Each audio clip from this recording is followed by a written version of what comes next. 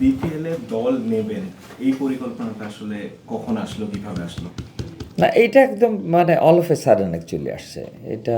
মানে আমার কিছু রাজশাহীর লোকজন আমার এখানে আছে, আমার অ্যাসোসিয়েটেড আছে, আর স্পোর্টসের সাথে আমার অনেক বন্ধুবান্ধব অনেক সময় জড়িত ছিল। এইটা ওরা আমাকে ইন্সপায়ার। রাজশাহী হঠাৎ করে গ্যাপ হয়ে গেল। রাজশাহী কিন্তু 2 বছর 3 বছর ছিল না, আপনারা জানেন। এবং হঠাৎ করে একটা প্রস্তাব আমার কাছে আসলো যখন, তো আমি দেখলাম ওয়াই নট। আমি হয়তো স্পোর্টসে অত নাম করি নাই, বাট একসময় আমিও খেলা পছন্দ করতাম, খেলতাম, আমার বন্ধুবান্ধব খেলে। তো অল অফ এ সাডেন এটা আসছে অ্যাকচুয়ালি। এটা all of A blue moon বলতে পারেন। দলটা যেমন হলো, আপনি কতটুকু সন্তুষ্ট?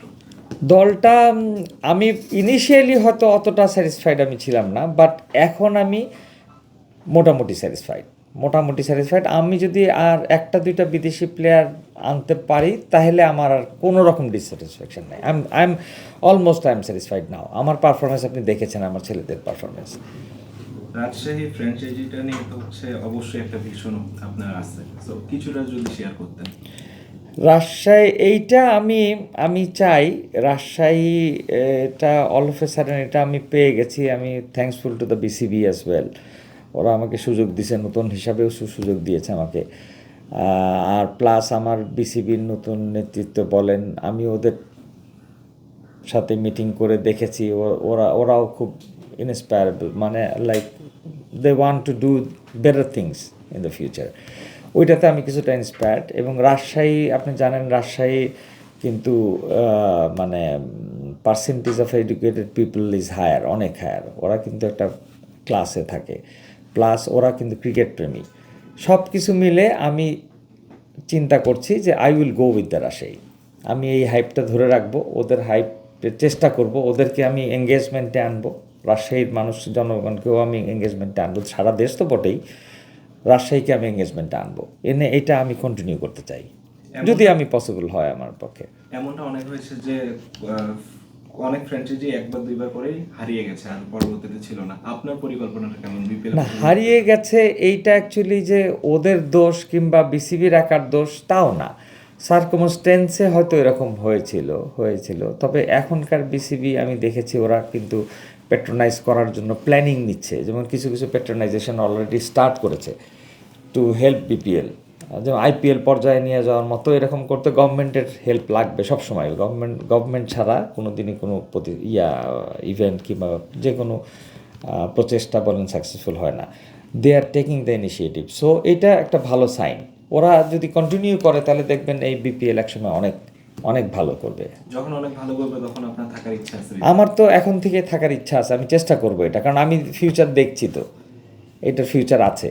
তো ফিউচার আছে এটা অ্যাকচুয়ালি এটা তো আপনার জাতিটাকে, আপনার দেশটাকেও এটা আরেক পর্যায়ে নিয়ে যায় এই খেলাটা। রাজশাহীবাসীর জন্য বিশেষ কোনো পরিকল্পনা আছে কিনা, অথবা মেসেজ? রাজশাহীবাসীর জন্য পরিকল্পনা মানে আমি বললাম, 1 নম্বর হচ্ছে আমি ট্যালেন্ট হান্ট করব রাজশাহী থেকে, কারণ ওইখানে অনেক অনেক সম্ভাবনা আছে।